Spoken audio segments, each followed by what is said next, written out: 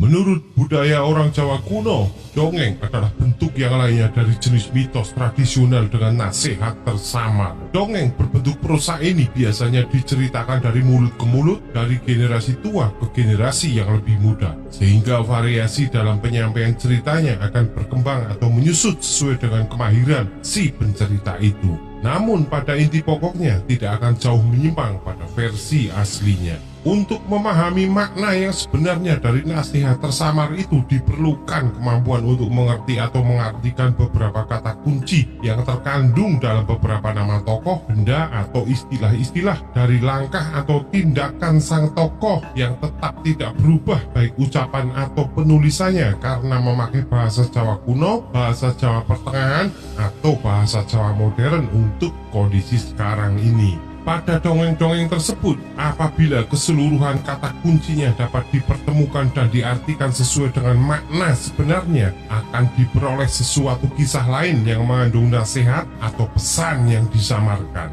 Salah satu contoh dari dongeng tersamar yang ditemukan berkisar pada dongeng-dongeng yang berkembang dan hidup di wilayah selatan Pulau Jawa, khususnya yang berkaitan dengan Ratu Kidul yang mendiami dan menguasai Samudra Hindia yang dalam bahasa Jawa disebut Pantai Laut Kidul.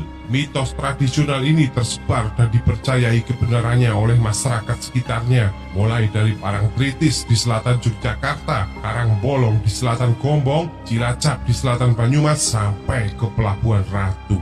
Berikut adalah cerita mengenai pernikahan Panembahan Senopati dengan Ratu Laut Kidul. Cerita ini saya kutip dari karya sastra Papat Tanah Jawi. Dalam kisah pertemuan pertama Panembahan Senopati dengan Ratu Kidul, jelaskan bahwa sebelum Panembahan Senopati dinobatkan menjadi raja, ia melakukan tapa brata dan tapangeli. Dalam laku spiritualnya, ia selalu memohon kepada Tuhan Yang Maha Kuasa agar dapat membimbing dan mengayomi rakyatnya sehingga terwujud masyarakat yang adil dan makmur. Pada waktu Panembahan Senopati melakukan tapangeli sampai di tempuran atau tempat bertemunya aliran Sungai Opak dan Sungai Gajah Wong di dekat desa Pleret dan sudah dekat dengan Pantai Parangkusumo, Laut Selatan, tiba-tiba terjadilah badai di laut yang dahsyat sehingga pohon-pohon di pesisir pantai tercabut beserta akarnya, ikan-ikan terlempar di darat dan air laut menjadi panas seolah-olah mendidih. Bencana alam ini menarik perhatian Kanjeng Ratu Kidul yang kemudian muncul di permukaan laut mencari penyebab terjadinya bencana alam tersebut. Dalam pencariannya, Kanjeng Ratu Kidul menemukan seorang ksatria sedang bertapa di tempuran Sungai Opak dan Sungai Gajah Wong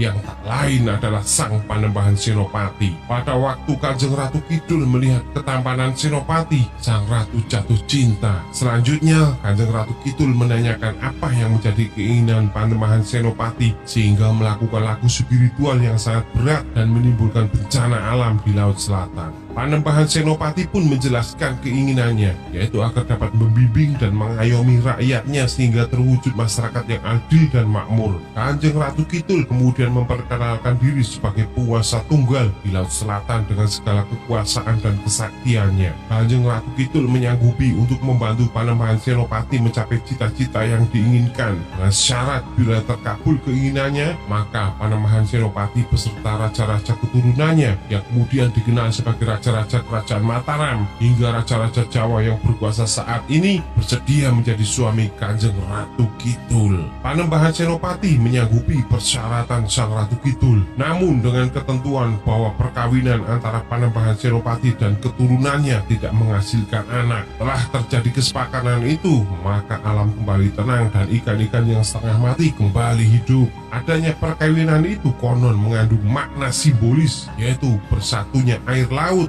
dan sungai dengan bumi atau daratan atau tanah. Ratu Kidul dilambangkan dengan air, sedangkan Raja Mataram dilambangkan dengan daratan. Disebutkan bahwa Panembahan Senopati sebagai Raja Mataram yang beristrikan Kanjeng Ratu Kidul yang merupakan cikal bakal atau leluhurnya para Raja Mataram, termasuk Keraton Surakarta dan Ngayogyakarta. Oleh sebab itu, maka raja-raja dari kedua kerajaan tersebut menepati janji Panembahan Senopati, yaitu menjadi suami dari Kanjeng Ratu Kidul. Dalam perkembangannya, Raja Pakubuwono III selaku suami Kanjeng Ratu Kidul telah mendirikan panggung Sanggabuana sebagai tempat tempat pertemuannya. Selanjutnya, tradisi Raja-Raja Surakarta sebagai suami Kanjeng Ratu Kidul berlangsung terus sampai dengan Raja Pakubuwono X.